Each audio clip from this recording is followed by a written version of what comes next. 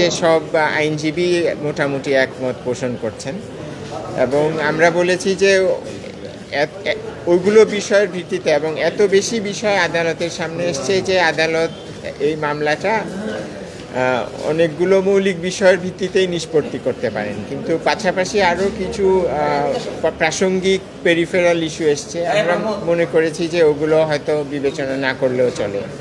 যেমন একটা কথা এসছে যে বিচারপতি খায়রুল হক যে রিটায়ারমেন্টে যাওয়ার পরে রায় স্বাক্ষর করেছেন, এতে করে রায় অবৈধ হয়েছে কিনা। তো আমরা বলেছি যে আমাদের এখানে বিচারকদের উপর কাজের ভার এত বেশি, ওনারা এত বেশি মামলা শুনতে হয়, রায় লিখতে হয়, যে হঠাৎ করে এ ধরনের কোনো সিদ্ধান্ত যে রিটায়ার করার পরে রায় স্বাক্ষর করা যাবে না, এটা এক ধরনের সমস্যা তৈরি করতে পারে।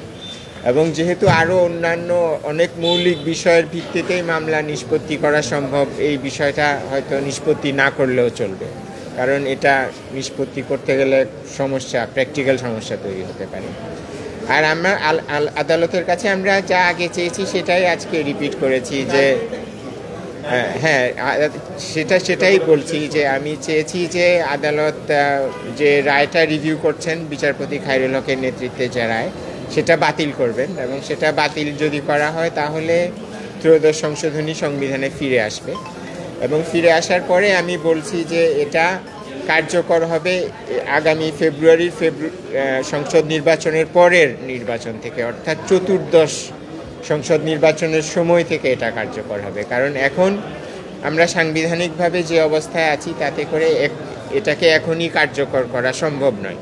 যদিও রায়ের মাধ্যমে ত্রয়োদশ সংশোধনী তত্ত্বাবধায়ক ব্যবস্থা সংবিধানে ফিরে আসে, তারপরেও এখনই ওই পদ্ধতিতে একটা তত্ত্বাবধায়ক সরকার গঠন করা সম্ভব নয় এবং আইনগতভাবেও এটা সম্ভব নয়, কারণ গঠন করতে হয় তত্ত্বাবধায়ক সরকার সংসদ ভেঙে দেওয়ার 15 দিনের মধ্যে।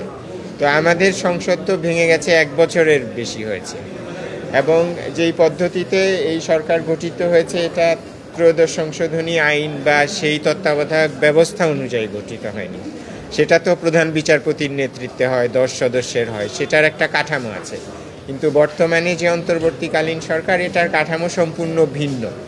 কাজে এরা তত্ত্বাবধায়ক সরকার নয়, এরা একটা অন্তর্বর্তীকালীন সরকার এবং তত্ত্বাবধায়ক সরকার গঠন করতে হয় সংসদ ভেঙে দেওয়ার 15 দিনের মধ্যে। যেহেতু কোনো সংসদ নাই, ভেঙে দেওয়ার প্রশ্নও উঠছে না, কাজেই তত্ত্বাবধায়ক সরকার এখন গঠন করা সম্ভব নয়। তো অন্তর্বর্তীকালীন সরকার নির্বাচন করার পরে একটা সংসদ গঠিত হবে, ত্রয়োদশ সংসদ। সেই সংসদ যখন ভেঙে যাবে তখন এটা কার্যকর হবে। তো আমি বলছি যে কনফিউশন এড়ানোর জন্যে আদালত এই বিষয়টা পর্যবেক্ষণ দিয়ে পরিষ্কার করে দিতে পারেন, না হলে দেখা যাবে আদালতের রায়ের বিভিন্ন রকম ব্যাখ্যা হচ্ছে, যার ফলে এক ধরনের অস্থিরতা তৈরি হতে পারে। কাজেই রায়ে আদালত ব্যাখ্যা না দিলেও রায়ের ব্যাখ্যা এটাই দাঁড়ায়, কিন্তু তারপরেও এই অনিশ্চয়তা, অস্থিরতা অ্যাভয়েড করার জন্য এই ব্যাখ্যাটা আদালত দিয়ে দিতে পারেন, এটা আমি বলেছি। আপনাদের সবাইকে অনেক ধন্যবাদ।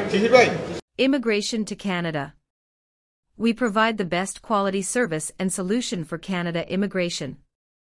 Please visit our website and contact for details.